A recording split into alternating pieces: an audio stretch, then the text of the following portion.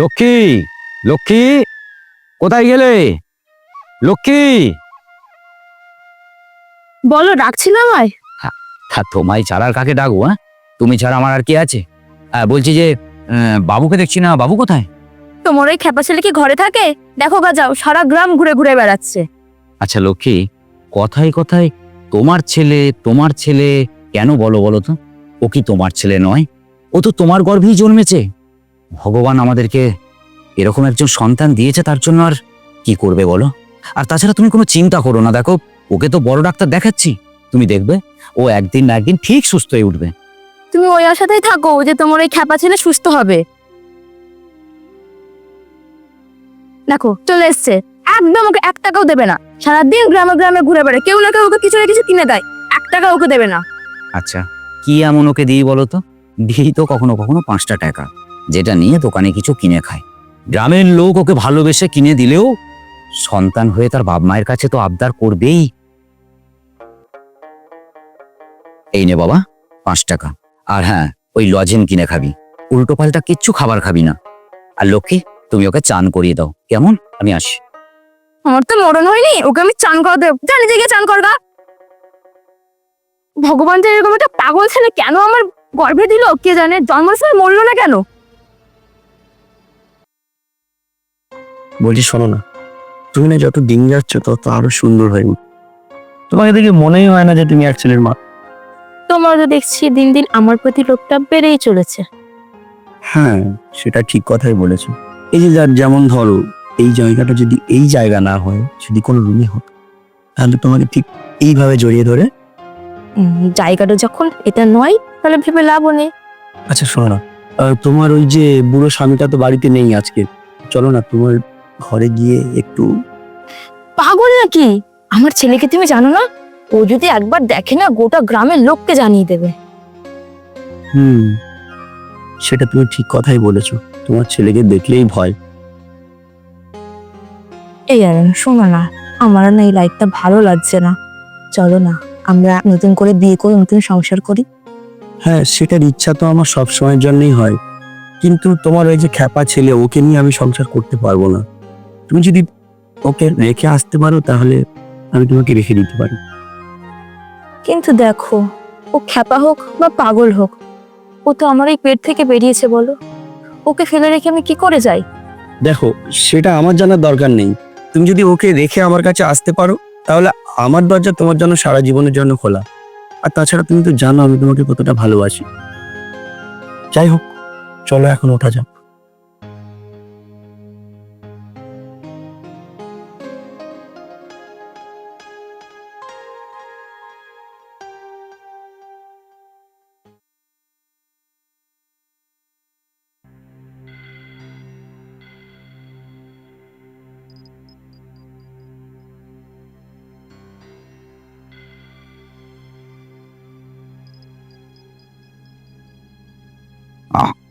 কি হচ্ছে কি লক্ষ্মী, দেখছো না বাবু বসে আছে? তো কার্টুন দেখছে।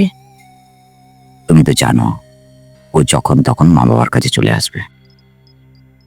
ও আগে ঘুমাক, তারপর হবে। তুমি খ্যাপা ছেলে কোনদিন ভালোভাবে ঘুমিয়েছে বলো তো? আর শরীরের চাহিদা কি সময় বুঝে আসে? আসলে কি বলো তো, তোমাকে বিয়ে করাটাই আমার সব থেকে বড় ভুল হয়েছে। প্লিজ রাগ করো না, কথা দিচ্ছি ও ঘুমিয়ে পড়ুক, তারপর সব হবে।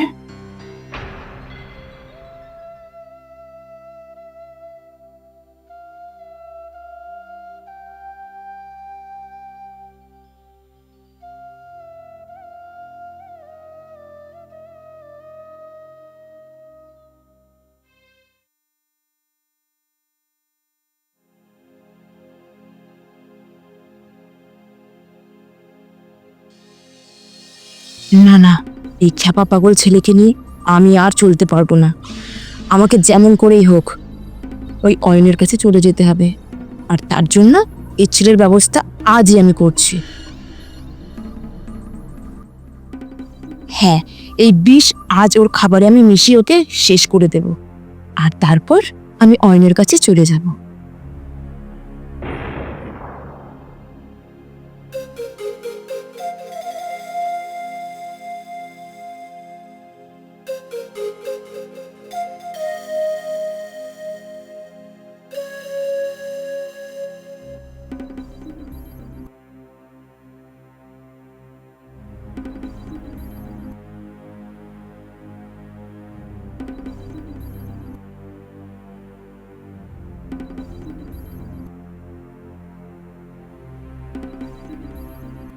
ও তুমি এসে গেছো?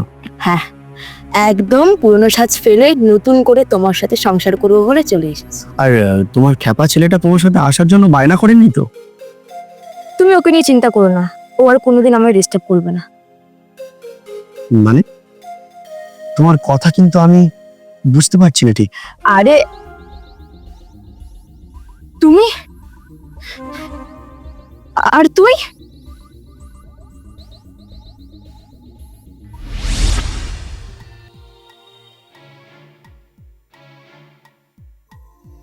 না বাবা, খেয়ে নাও খেয়ে নাও, সবসময় কি অন্যায় করলে হয়?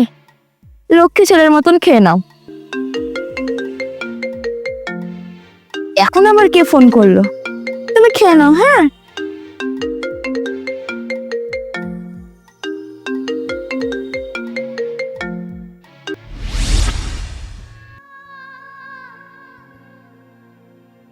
তুমি কি ভেবেছিলে তোমার ওই বিষ মেশানো ভাত খেয়ে আমার এই খ্যাপা পাগল ছেলেটা মারা যাবে?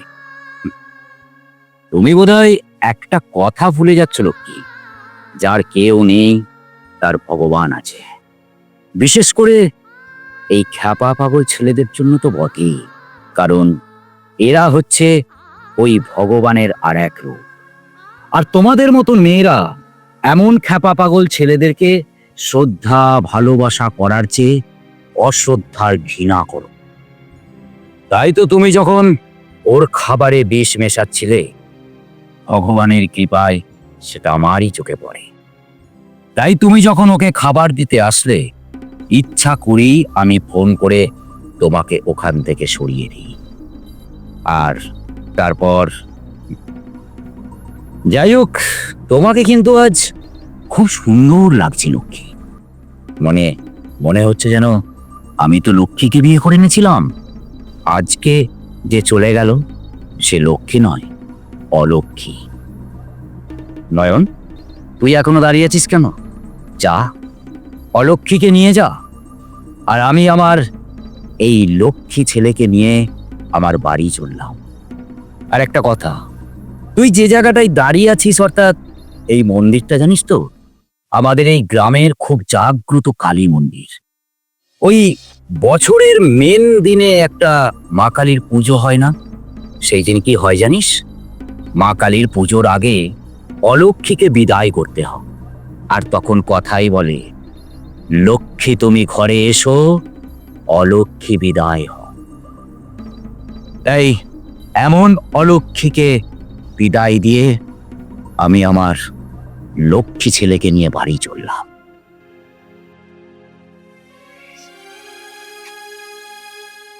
এইসব আমি কি শুনছি লক্ষ্মী? হ্যাঁ, ছি লক্ষ্মী ছি। আমি তোমাকে বলেছিলাম যে ওই খ্যাপা পাগল ছেলেকে ছেড়ে আসতে, মেরে আসতে নয়। তুমি কেমন মেয়ে? হ্যাঁ, নিজের সন্তানকে মারার জন্য একবারও ভাবলে না, শুধুমাত্র আমার ভালোবাসা পাওয়ার জন্য। এ তুমি কেমন নারী লক্ষ্মী, কেমন নারী? আজকের পর থেকে আমার সাথে আর যোগাযোগ করার কোনো চেষ্টা করবে না। অয়ন, অয়ন, এবার আমি কি করব? অয়ন তো আমাকে ছেড়ে চলে গেল, আর আমার স্বামীও আমাকে ঘরে নেব না। এবার তো আমার মরা ছাড়া আর কোনো গতি নেই।